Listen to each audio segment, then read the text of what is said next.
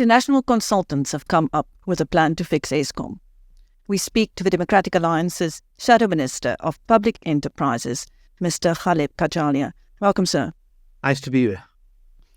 Is this reason to rejoice? Well, you must bear in mind that this set of consultants have been commissioned and they will report to Treasury because that's where the money must come from. So Treasury wants to know, it's not a question of rejoicing, Treasury wants to know where the money needs to go in order to fix what can be fixed. Now that is a good thing if it is implemented. However, what stands in the way of implementation? Proper implementation is quite simple. You maintain, you fix, you procure the right parts, you do what you can within, you schedule your maintenance, and then you also, on the perimeter, allow for additional sources of generation to come in to the grid so far as the grid will support it, and you attempt to get the availability factor of energy to business and us all in the country up. Easier said than done, but it requires money and application. But let's get back to political interference. What we have when we talk about political interference, and if you look at Eskom's just recently published, the other day or today even, schedule of planned maintenance, you'll see that there's a lot of maintenance going on now and over a period of time leading up to the elections. Just before the elections, the planned maintenance comes down. So we suffer now in stage 7. But hey, presto, somebody fixes everything in inverted commas on the face of looking at the document just around the election time. Now that's the essence of political interference.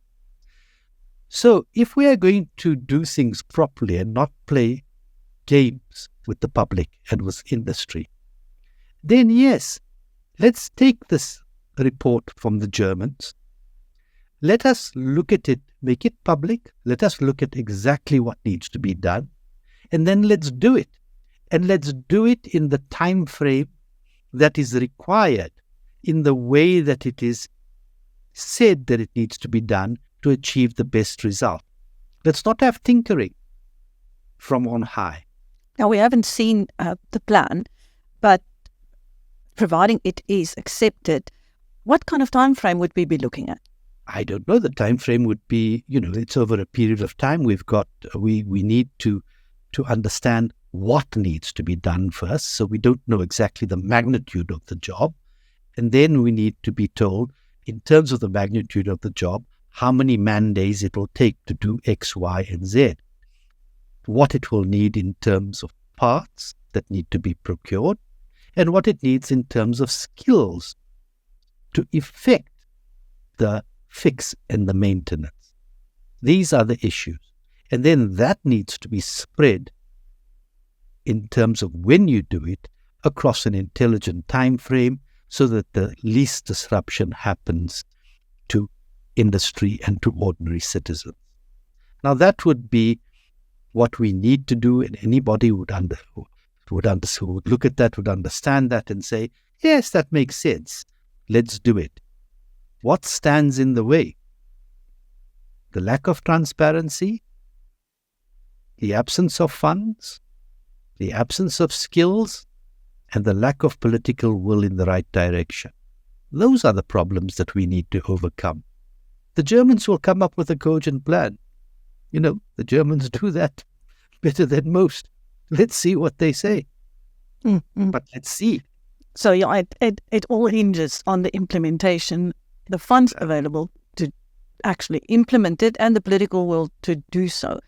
Providing all that comes together, it would still be a short-term solution, wouldn't it? Or am I understanding it incorrectly? Well, if you, in Eskom, low-hanging fruit, if you like, that needs to be attended to and fixed.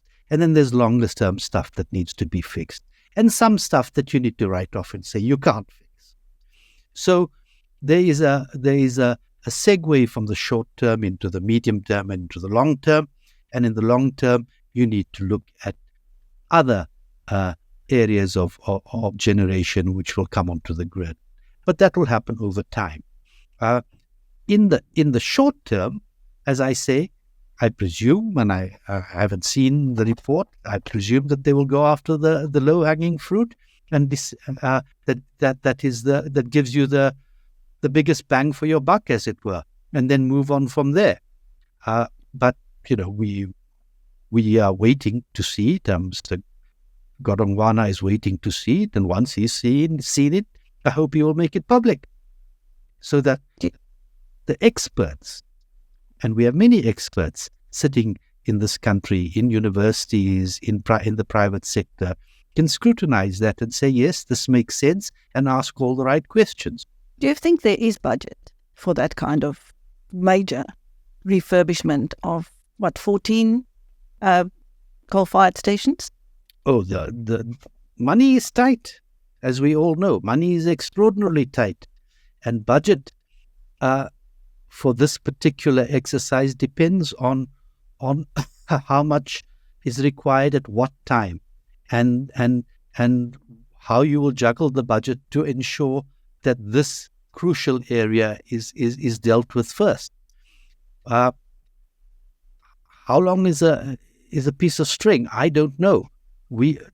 That's the minister's job. He needs to inform us, having looked at it, whether budget will be available, whether and how that budget is going to be used, because he's already given X amount of money to Eskom to do Y within Z time frame, and then there are a number of tranches that need to be given, as it were. Now, whether that's enough or not depends on what the Germans say. I don't know what they've said. My guess is, and this is a guess, is that it will not be enough. So the pertinent question, as always, is where is the money going to come from? Is government going to say, yes, we are going to now apportion more money for this? Then when are they going to do it, and how are they going to do it, and where are they going to get it from? These are pertinent questions which need answering. It all hinges on this document which is going to be provided and how the minister looks at it. In parallel, of course, all the issues around Eskom need to be tightened up. The security issues, the stealing issues, the tight rein over who's doing what and who's wasting time and who's not. All of those things need to be tightened up. And that needs to be done in parallel. Had that been done a long time ago, we might not have been in this position. One can only hope that it will be done now. But this is not a panacea forever. This is a fix of parts of Eskom over a period of time. And then, in parallel, other things need to be done. Now, in retrospect, how many years have we lost by first wanting to decommission these stations and now wanting to revive them again? Well, we've lost lots of years. We tinker at the edges. We decide to do one thing and then we decide to do another. Meanwhile, the people in charge do exactly what they want to do. And what they have done has brought us to this incredibly powerless place. We need certainty. We need firm decision-making. We need exact quantification of what is required in terms of money and skills to do so. And then we need to do so without interference. Meanwhile, we're hovering at stage 7 or 8. It seems so, yes. I mean, we certainly not. We're above stage 6, that's for sure. And we, if things don't get better in the short term, that's going to accelerate. And that, in the short term, is going to wreak havoc on our economy and on the lives of people. I mean, there are people who contact me who have zero electricity for days on end. There are others who have to live on an hour of electricity or 2 hours of electricity. These are people who are running businesses, who are running households, who are running farmsteads. It's completely untenable. Meanwhile, somebody was pointing out that the lack of power is increasingly becoming a poor people's problem, because people who can afford it get solar and inverters, but most people can't. Yes, that's perfectly true. There is no particular solution for poor people, and even no particular solution for the lower middle class, if you like, who need a subsidy. Not everyone can afford 200,000, 300,000, 400,000 rands to get themselves out of this rut. Some people can, and that's a rich person's solution. I certainly can't do it. I don't know if you can, but we need to address this. Government needs to understand what it can afford to do in terms of subsidies, and who is going to get those subsidies on what means-tested terms. Because you quite rightly say this is a rich person's problem. A poor person's problem. Personally, how optimistic are you after the latest development? One always lives in hope, and one needs to see what is being put down on paper and delivered to the government. I have no doubt, or little doubt, that what will be presented will be a reasonably cogent solution within a particular time frame at a particular cost. If that is adhered to properly, we will have a short-term solution, which is what we need, while we work on long-term solutions in parallel.